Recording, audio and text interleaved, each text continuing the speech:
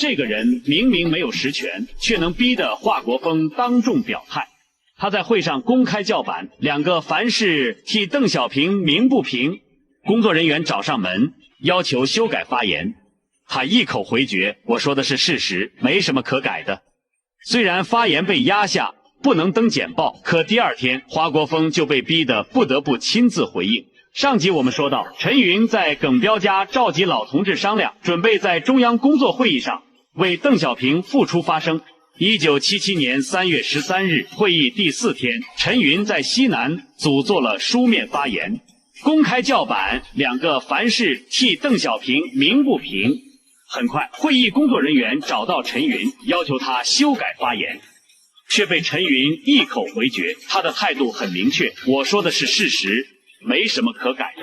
結果他的發言沒能登上會議簡報，而王震也提了同樣的意見，也被壓下。陳雲的發言雖然沒能公開發表，但消息已經在會場傳開了。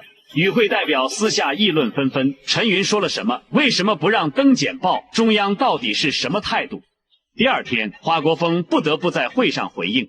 他的表態很微妙，一方面繼續強調2個凡是是正確的，批鄧是必要的；另一方面又說準備在適當的時機讓鄧小平同志出來工作。雖然陳雲的發言被壓下了，但目的達到了。他用一份稿子把問題擺到了台面上，逼得华國鋒不得不表態。4個月後，10屆3中全會召開，會議通過決議，恢復鄧小平的全部職務：中央委員、政治局委員、政治局常委、中央副主席、軍委副主席、國務院副總理、總參謀長。復出後的鄧小平也不負眾望，以科技、教育為突破口，大刀闊斧推動撥亂反正。